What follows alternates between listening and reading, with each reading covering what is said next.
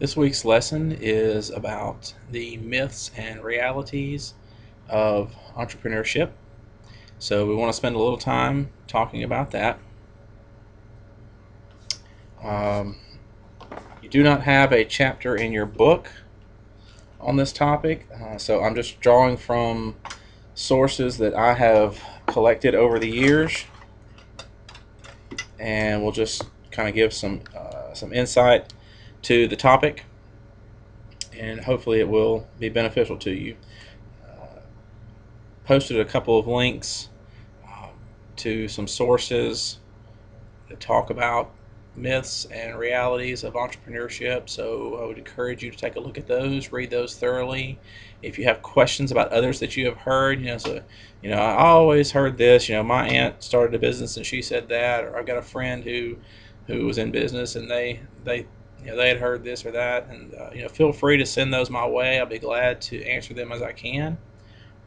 Hopefully, some of the topics or some of the items that we'll be covering in this video will answer some of those questions, but certainly if you have others, feel free to send them my way. The first is that there's not enough financing out there for prospective small business owners to get started. And certainly, while it's true that the financial crisis that really started in 2007 and carried on through, escalated in 2008, coinciding with the tremendous drop in the stock market, caused a lot of finance sources to be a little more skeptical about who they gave money to do a little bit more research into their financial situation and looking for more information with regards to their the numbers that make up their business. I will say this, in talking with folks that I know that are in the finance industry, it is more challenging to get a business loan now. A lot of times they want to see your financial statements for at least the previous 2 years, sometimes 3 years. And so what that means is what they don't say with that is that it's essentially impossible to get a loan for a startup business. Okay, because they want to see that you have a history of doing what you say you're going to do, because they're taking a big risk. And so it is true that money is, or capital is, less available today than it was 5 or 10 years ago, more than five now, back prior to 2008, 6 or more years ago. But there are still sources, and we'll talk more about that during the week when we cover finances in in a small business, and I think that's week 8. Additionally, if you are signed up to take ETP 266, which is entrepreneurial finance, we will cover it even in more depth during that course, the different sources. But they're just very quickly touching on these, and I'll try to post some brief videos to go along with it. In addition to a business loan, primarily the other source of capital that business owners look to is equity capital. Meaning they'll seek out an investment from someone who is looking to maybe own a portion of the business in exchange for some cash.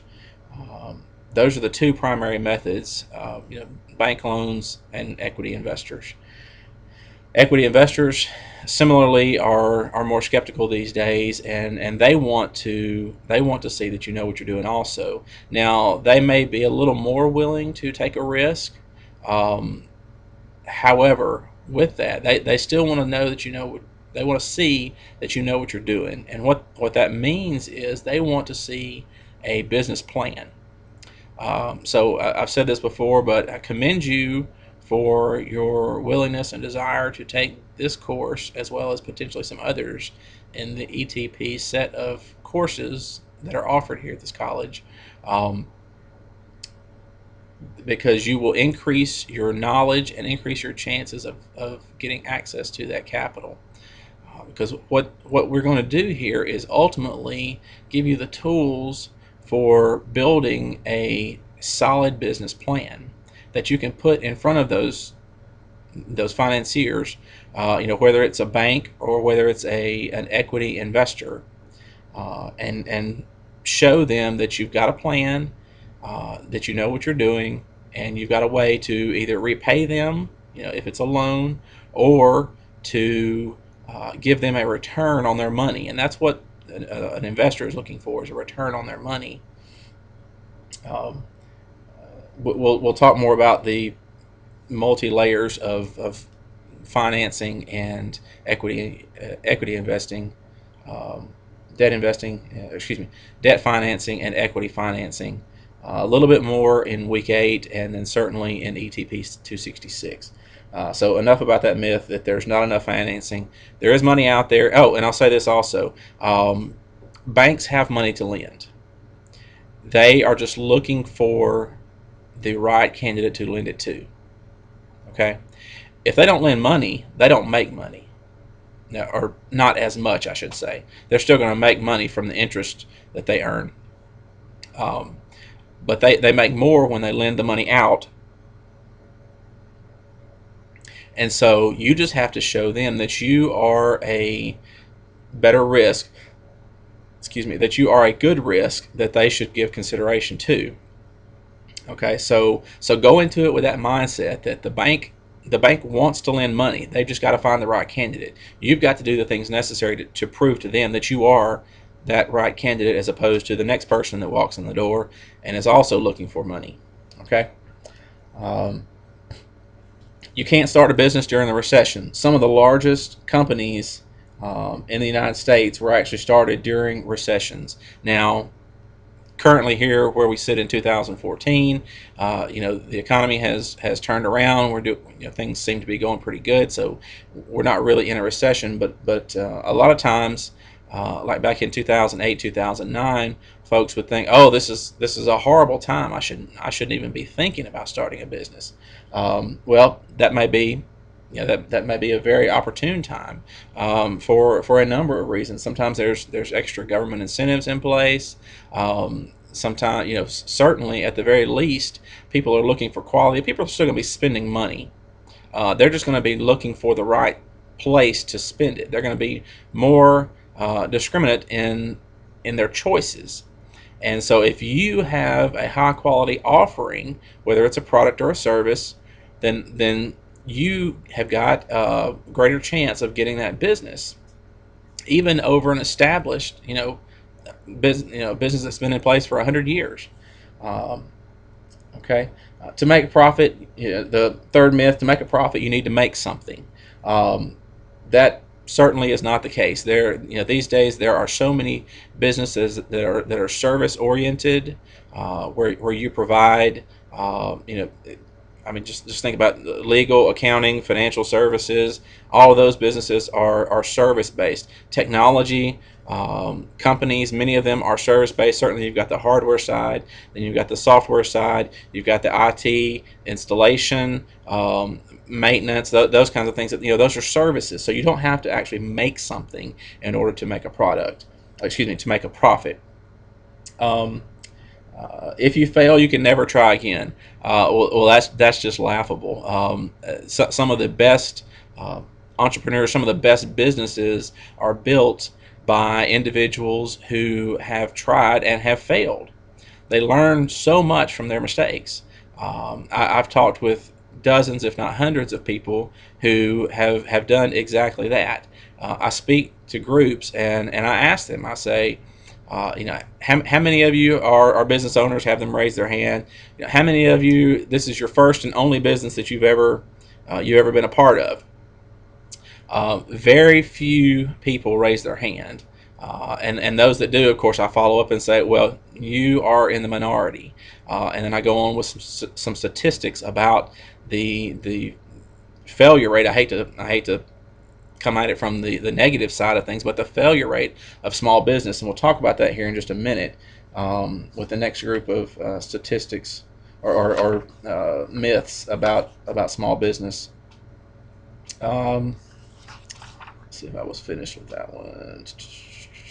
If you fail, you can never try again. Yeah, like I said, we'll talk more on that in a minute. The fifth one here in this list is that students or moms or retirees or whoever don't have the skills to start a business, and that simply is not true.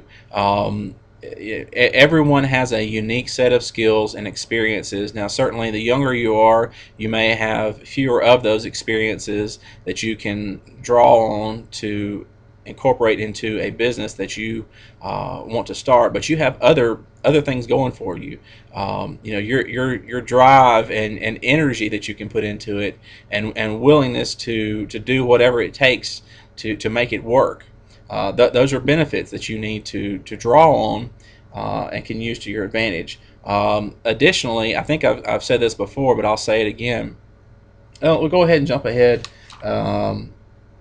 I'll talk about I'm going to kind of tie two together here. Let me find my other resource book here.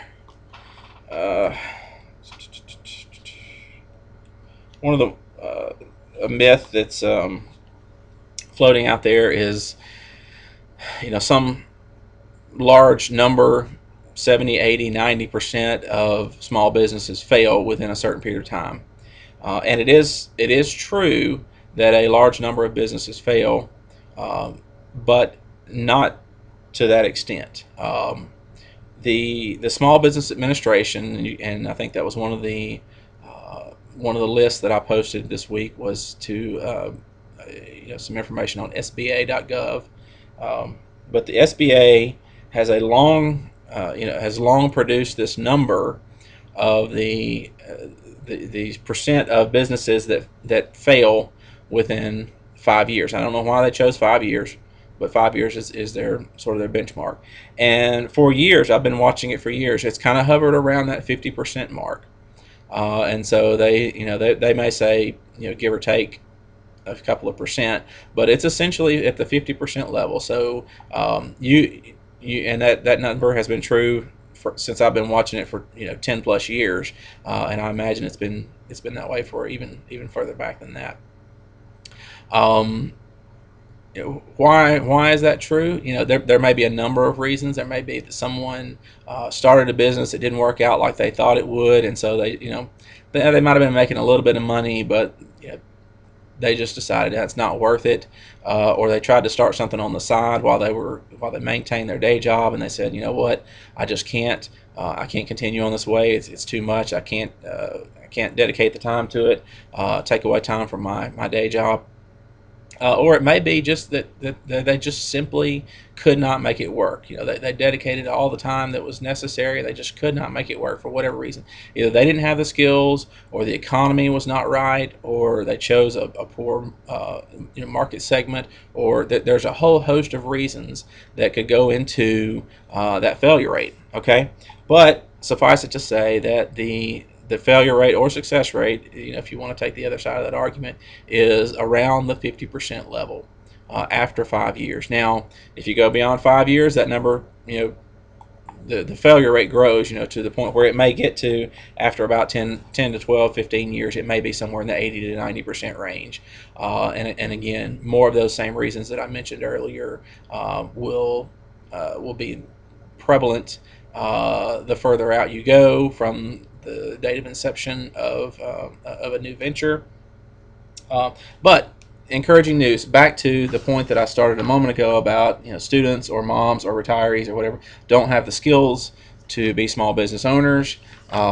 Here is a very, very encouraging statistic, and I think I may have mentioned this before, but regardless, it's worth mentioning again.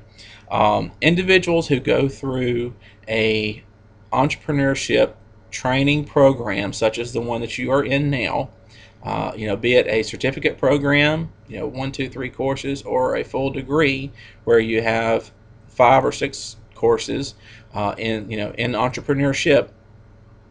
They increase their rate of success of businesses that they're involved with to around the 87% level, high 80s. Now, the statistics on entrepreneurship education programs, it's relatively young, but early indications are that the success rates are very high. And so if you can take an individual and increase their rate of success by doing a single activity, um, you should at least consider doing it. And that's what entrepreneurship education gives you. And again, the reason that I've said before and will say again, I commend you for your choice to go through this course and potentially others in entrepreneurship, because you will better position yourselves to be successful. If you can go from the 50% success rate to 87% success rate by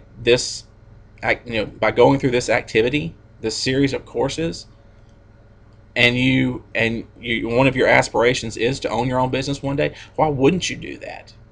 You'd be crazy not to, because the time, the amount of money that you would put into it, to basically roll the dice and say a 50-50 shot at being successful.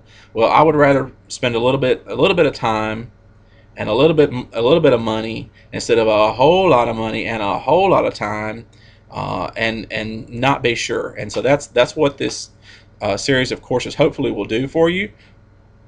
Excuse me. I hope that it will do for you, and I hope by the end of it that you will feel the same way. The other part of that is it's not a magic pill. Going through a set of courses like this, it's not going to.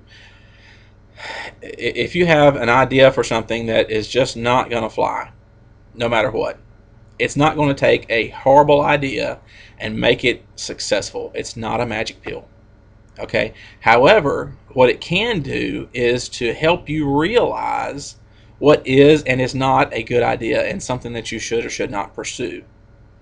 And that is part of that rate of success. Those that do end up going forward with it are more successful. And so, if we, in the world of entrepreneurship education, can help individuals, hate to say it this way, but keep them from making bad choices, then that's a part of what makes that percentage as high as it is. But even if you feel like I took these courses and I decided not to do what it was I had in mind. Nothing wrong with that. It's not money wasted. It's not time wasted, because you now have the knowledge of what it takes, hopefully, to be successful sometime in the future, some point in the future. The idea that you have now may not work today. It may work 10 years from now. You may not be in a place where you can make it work today, but you may be 5 years from now. Okay, so don't think that this is something that you have to run out there immediately after you finish this series of courses and get started with a business. Not necessarily the case. I would say generally, most students that go through a course like this, it's 2 to 5 years before they actually pursue a business of their own, being involved with it. Whether individually or with a partner, with several partners. So don't think that you have to just run out immediately and do that. In fact, if you do that, you may increase your chances of failure. Let it kind of sink in with you for a time. Don't be overly concerned about someone getting your idea and making money off of it. That's another myth, is that you've got to get started right away. That's just not the case. I don't have statistics to back that up, but my experience and people that I've talked with and stories that I have read over the years, and again, I've been doing this for a long time, shows that if you try to, if you feel like you have to jump into it and do it right away, more times than not always, not 100% of times, but more times than not, you will end up failing because you're not prepared. Okay. So that's the argument for being prepared, for going through set of courses like this. I hope that you're encouraged by it, and the wise decision that you made uh, to go through this set of courses. Another myth is that entrepreneurs are risk takers. You'll see that in the mainstream media on a regular basis. That is not true, not at all. In fact, if someone wants to label themselves oh, I'm a risk taker, I'm an entrepreneur, or I'm an entrepreneur, so I'm a risk taker. No, no. True entrepreneurs, the way I describe it, they are calculated risk takers. Well, what does that mean? Well, you're probably smart enough to have already figured it out. But yes, they do take risks, but they measure it, they define it, and they learn what it takes to be successful. And that's part of the process of going through a business plan. You've hopefully you take in all kinds of information. You put it in a nice format, something that's easy to follow, and you say, all right, if we do this, if we do this, if we do this, if we do this, we should be successful. And if there's this part, we can't make that happen. So how important is that to the overall plan and the overall business ultimately? And if that can't happen, then maybe we shouldn't do it. They're calculating their risks. That they are defining their risk, and they're putting numbers to it and saying, you know what, I don't think we can make a go of this. That's not being risky at all. And that's part of the reason why individuals that go through an entrepreneurship education program have such a high rate of success, is that they calculate that risk. As I said earlier, if you can help someone help them to learn when they will and when they will not be successful, that's what calculated risk is all about. Okay, so enough on that. Another one is that it takes money to make money. Well, it does, yes. However, and I've not done enough. Well, I haven't done any research on this, but I have seen business plan competitions where the participants were given $10 and told to make a business out of it. I even heard of one recently, and I've got to revisit and find out where it was. But a student took the $10, made a business, sold it, made another, sold it, made another, and had basically paid for all of their college. Through a starting point of $10. And so while $10 is $10 is not nothing, obviously. The point of it is that you don't have to have tens of thousands of dollars to get started. And in fact, when the younger you are, the more unencumbered you are with debt and responsibilities and everything that life throws on you. The more likely you are to be able to put in the time to carry out what is needed to make the business successful. You can substitute. If you don't have money, you put in sweat equity and you do other things. And so there's no reason why you can't be successful even with a small amount of money. All right, so that myth, we want to debunk that. Let's see here. Some others. There's lots in here. I don't want to cover every one of them.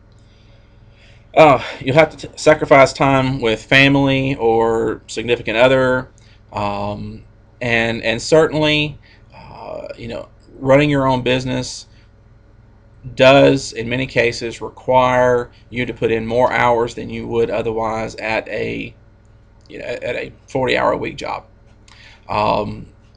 Because there's so many things that have to be taken care of. I've seen it where you can outsource. I've seen people try to outsource that, and I've seen them be unsuccessful.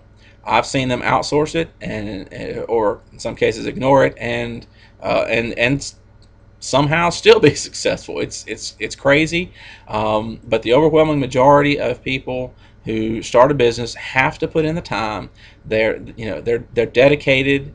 This is something that they want to do, and they recognize that by putting in the time now, that they will benefit down the road, and they will not have to do all the things that the rest of society is doing 10, 20, 30, 40 years from now, with regards to the amount of hours that they're having to put in.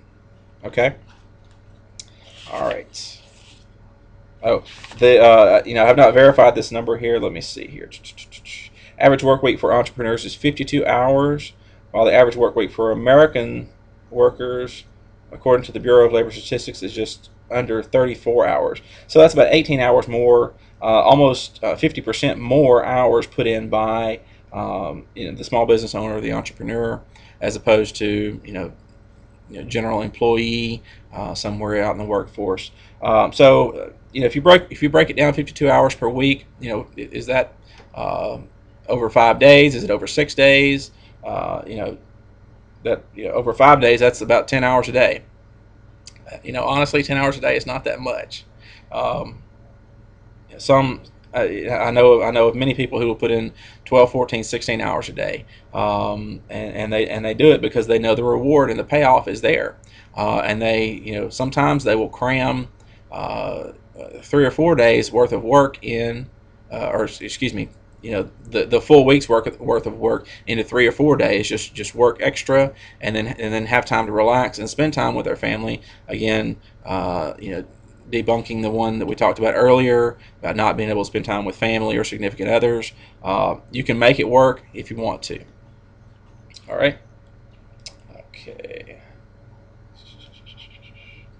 Uh, this one, I'm going to go a little bit different direction than what this author talked about, but they say that entrepreneurship equals self-employment, meaning that you, if you start your own business, you can do what you want,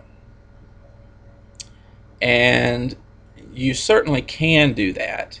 Um, However, I know countless a countless number of small business owners who use that argument. They say, "Well, I want to take off at 3 o'clock and go fishing. That's why I wanted to start this business so I could do what I want to do." Well, that's fine. Um, at the same time, you have to understand that. And I say this to people, and they don't like it. They look crossways at me, and they're like, "You are crazy, man. What are you talking about?" I tell them, I say, "You're not in business for yourself." You probably did the same thing. You're like, "What? You're the owner. What do you mean you're not in business for yourself?" No, you're in business for your customers. You are in business to be there when they want to do business with you. If they want to, let me think of a good example. Okay, if they want to get a haircut at 5:30, had an issue with the person who's been doing my hair for years recently. But if they want if the only time they can get to you is after 5 p.m., you need to be open at 5 p.m. or until 6 or until 7, or at the very least try to work it so that a couple of nights a week you stay open until 7, 7:30, 8. You close early the rest of the week. Maybe instead of staying open till 5, you only stay open till 3:30, or even 2. Whatever. Balance it out. But you need to be available when your customers want you. Okay. Alternatively, you can say, "Nope, doesn't matter. I want to close at 5 o'clock, or I want to close at 3:30 because I want to go play golf, or I want to go fishing, or I got to do this with the kids, or whatever." That's fine. You have every right to do that. However, when the business is not there, look to this as one of your major reasons, because you're being inflexible. You're not in business for your customers. You're in business for you, for convenience sake. Okay. Um, that's one of the major gripes that I have with um, this whole shop local movement. A lot of, and I'm in favor of shopping local and keeping the money in small towns. The mom and pop shops, those kind of things. I'm fully in favor of that. However, a lot of those individuals want to do what they want to do when they want to do it, And then they thought, I don't understand why nobody comes here. Why are they shopping at Walmart? Why are they shopping at Costco? I've got the same stuff and I'll give them better service. Well, yeah, they may have tried that once, and your hours said 8 to 5. It was 4 o'clock and you weren't there, or it was 4:40 and you weren't there. You closed up 30 minutes. They had no idea what time you closed up, but they came there during your stated business hours and you weren't there. You may only get one shot at winning a customer. You have no idea. You may never hear of that because they won't be back. You have to do what you say you're going to do, and understand that you are not in business for yourself. You're in business for your customers. And if they choose to take their business somewhere else, sorry, you may not have a business for long. Okay? So understand that. And if it even requires having someone work, be there when you don't want to be there. You may not want to pay someone. You may not feel like you can afford to pay someone. And that's part of what goes into should go into market research over in the course that we're going to do on ETP 265, the entrepreneurial marketing class. You need to find out, when do your customers want to shop? And if I don't want to be there at that time, what's my alternative? What do I have to do to get them as customers? If you don't ever get them the first time, you won't get them as repeat customers. Repeat customers are the best customers you can get. But if you don't get them that first time, they'll never be a repeat customer. So think about that. All right, I've beat that one. Okay. And if you disagree with my views on any of this, I would love to hear from you. I'm not going to. We can't debate through the message board or messaging system in Blackboard, but I would love to hear a counter argument or anything to the contrary that you feel that I've misstated or whatever. Hey, I don't have all the answers. I don't think I'm right 100% of the time. I work off a lot of observation and conversations with individuals who have been doing it for years, and so that's where my viewpoints and analysis come from, and I pass that along, not to to try to make you do this or that. It's this is the way it is. If you can accept it or not. This is what I have seen. This is what I have seen that works, and what I've seen that doesn't work. Accept it or don't. Okay.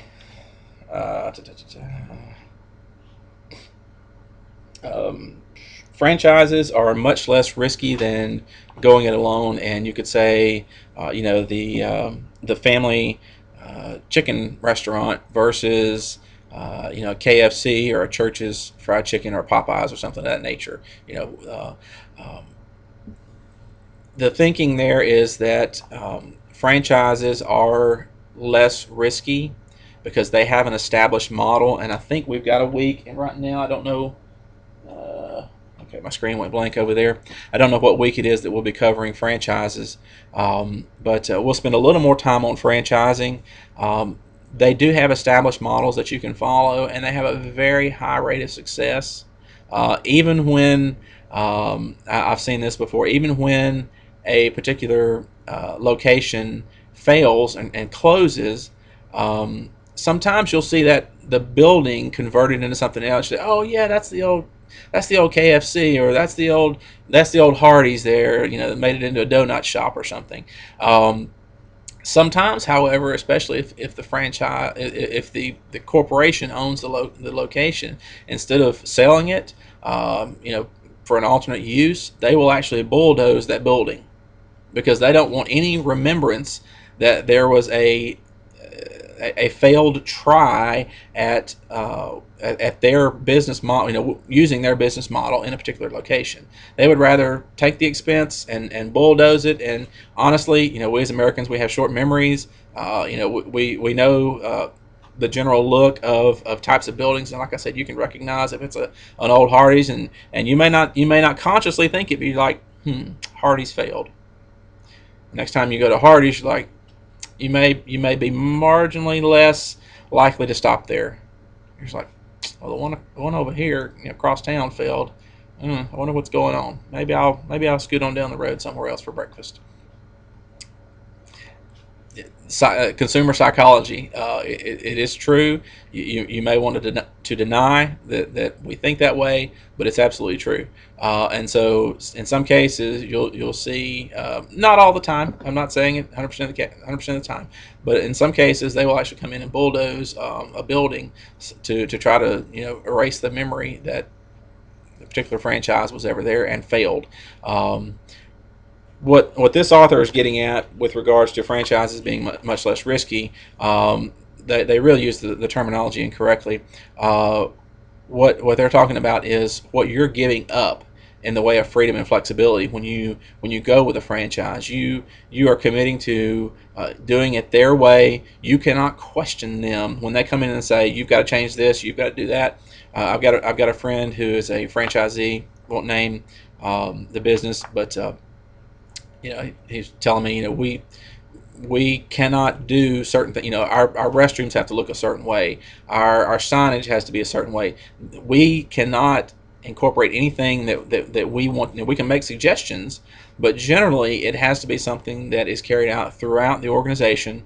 At maybe not every franchise location, but numerous franchise locations have to adopt this, and it has to go through the hierarchy of decisions, and there's just a lot to it. So you are locked into their way of doing things.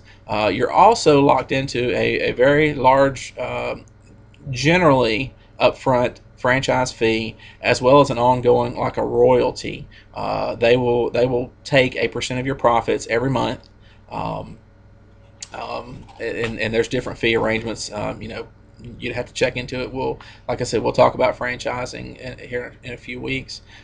But that's the risk that this author is talking about, is the lack of flexibility and freedom that you have when you go with a franchise versus doing it yourself. Now, certainly you don't get the name recognition if you go, Billy Bob and Janie Sue's, chicken joint, versus Church's Chicken.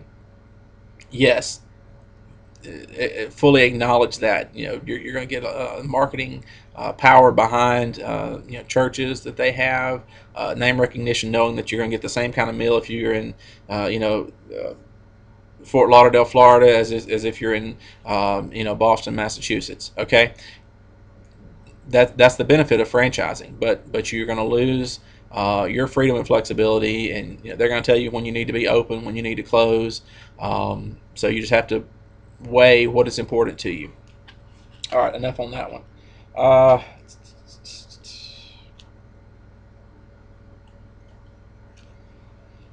uh, Big companies are your biggest threat. That is certainly a myth.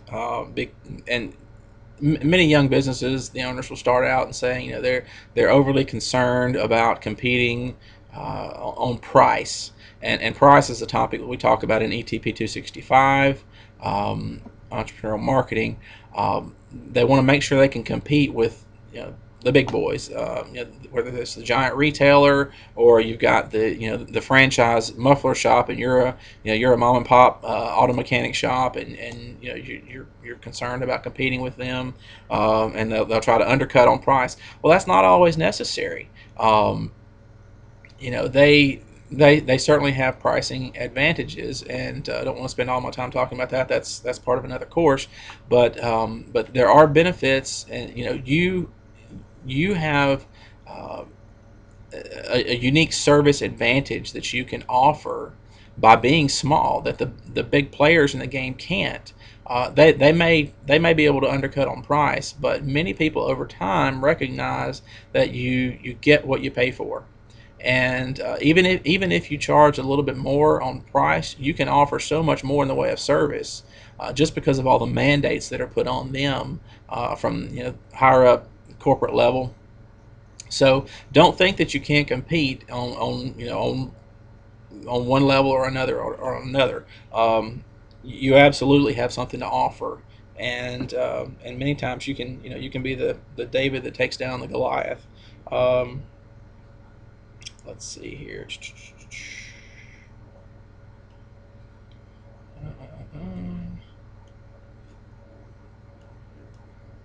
These are getting out there on the fringe. Um,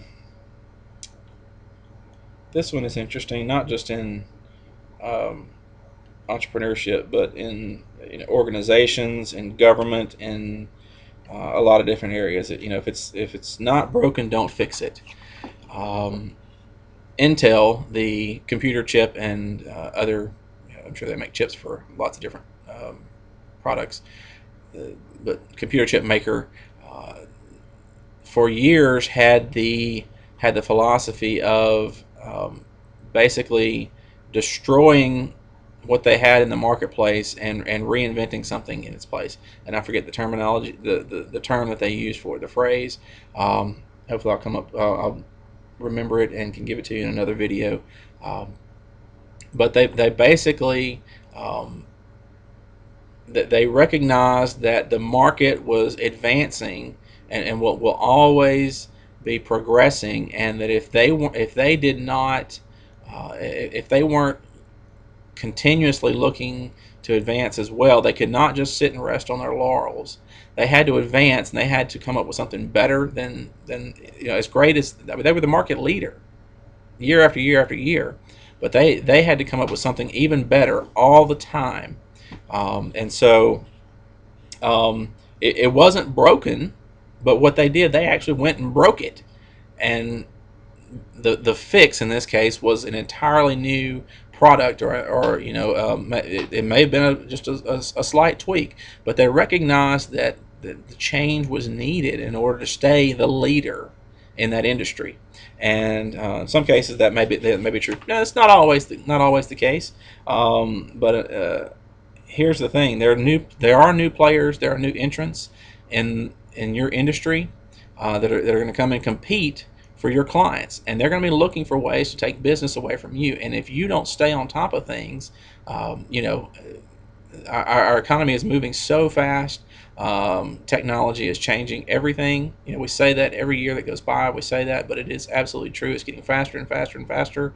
And if you aren't staying on top of things and looking for ways to um, give your customers more, you will lose out, and pretty soon you will not be in business anymore. You will be one of those statistics.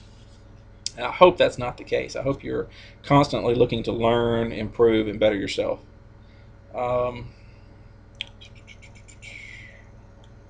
we talked about Goliath as unbeatable.